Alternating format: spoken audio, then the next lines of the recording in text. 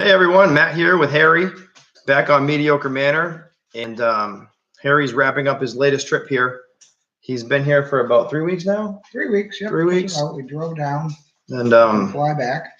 yeah, drove down, flying back. You've done some work on the cabin, a lot of work here on the house, which is not his house. This is where we live. We did a lot of interior work here, and Harry just installed a sink in the off-grid cabin today. Cabin, yep. Sink, kitchen sink. We've been waiting a long time. Counter kitchen sink to our redneck little 55-gallon drum in the ground dry well.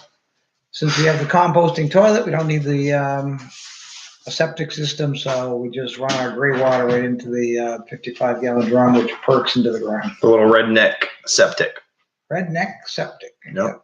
And it looks pretty nice out there. Everything out there is going well, and we actually recorded a video today, so we'll be showing you all the updates. It'll be update number 4, I think, for the cabin. Update number 4. But the real reason for this video today is we're going to do a live stream tomorrow at 7 o'clock Eastern time. So if anybody has any questions, off-grid related, batteries, rainwater collection, inverter, solar panels, AC questions, anything at all, anything, right? Yeah. Harry can answer it. He's the guy to ask. Well, I've been through it. We got the system out there is 1 year and 3 months old, and I've learned some things.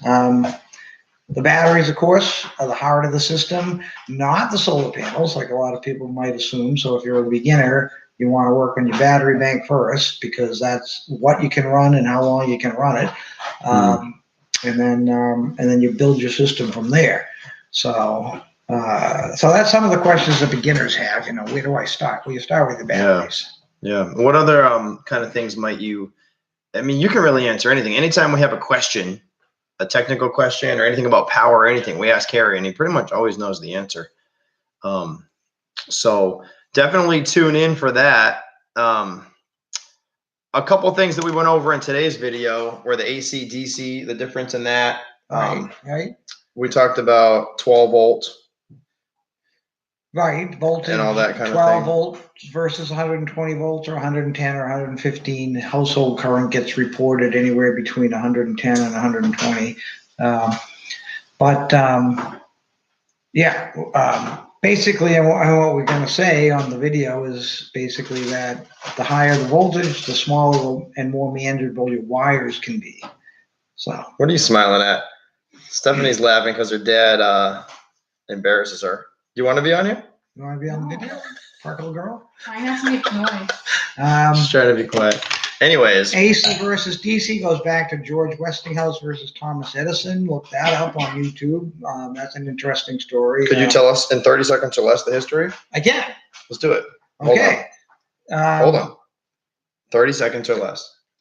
The entire history Of AC versus DC. Yes. So Edison was one of the pioneers in electricity. He advocated a DC system, direct current. It stayed at whatever it was forever.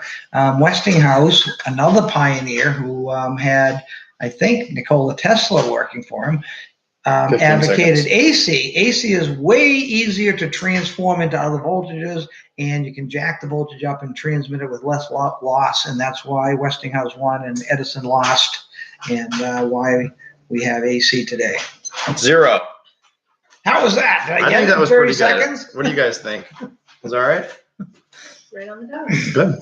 So we're just sitting here drinking some beers. You're drinking water. We'll be here. Yeah, I already drank all my beer. I only had 2. We'll be here tomorrow at 7 Eastern to answer all your questions. And after that, Harry's gone. So you'll have to wait until January when we'll do it again. Right. Don't we have somebody online waiting to ask a question? I don't think so. Oh. I'm not sure how to work this, Oh. to be honest. Okay, that I can't answer. I can Chat answer. replay is available. Got it. Mediocre Manor. Let's see if anybody there. Nobody's there. No one is So this there. will serve just as an announcement. Hopefully within the next 24 hours, somebody sees it. And the only reason we do this is because we go out there and we try to answer the comments and the questions that people send. But we don't really do a very good job of it. So maybe if you could live ask the questions, Right. maybe that would be better. One of the things that comes up is, how do I size my battery bank? And it's, Yeah, that comes up a lot. what are you going to run? How long are you going to run it? We're going to have a guest staying in the cabin, Amy, and Amy actually is a smart girl. She bought a kilowatt hour meter, and She did. Yeah, we should actually check that out. and you can apply it to each appliance, and it'll tell you how much electricity it used over a certain amount of time, and that's a good way to start. Because that's important. yeah, Every single time Yeah. anybody asks a question, you always say you need to know how much electricity do you plan to use, because that is the basis for everything. right. There's no easy answer. There's no easy way out. There's no easy way Right. out of that. Nope, you got to know what you want to run and how long you want to run it. If you want to run a little fan in your toilet, well, that's going to run like pretty much for a year on 112-volt battery without ever recharging it.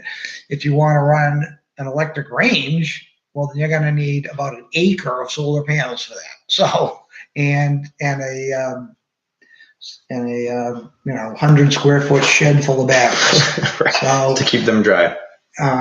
so there you go. It's like, what are you trying to run and how long are you trying to run it before your sun comes back out? So get your questions ready. We'll be here at 7 p.m. Eastern tomorrow. Any last Eastern, words? 7 Eastern? 7 Eastern, 6 here Central. 6 Central. Okay. Yeah, that way we can hopefully get it done either before or right after dinner. And we Right. won't be too far into the beers. That'll be like 4 hours into beers, but And start it later. All right. but I only get better. The more beer I have, the smarter I get. And I can sing better too. The more beer you have, the more you talk, and the more tired I get. All right. Fine. Well, anyways, I'm gonna try to end this now. So we'll see you all tomorrow at 7 p.m. Eastern, 6 Central. What's the little 3 number mean? Okay. Everybody have a great night. We'll see you tomorrow. The 3 things. Don't know what it means here. It means 3 people watching, telling me 3 people watching.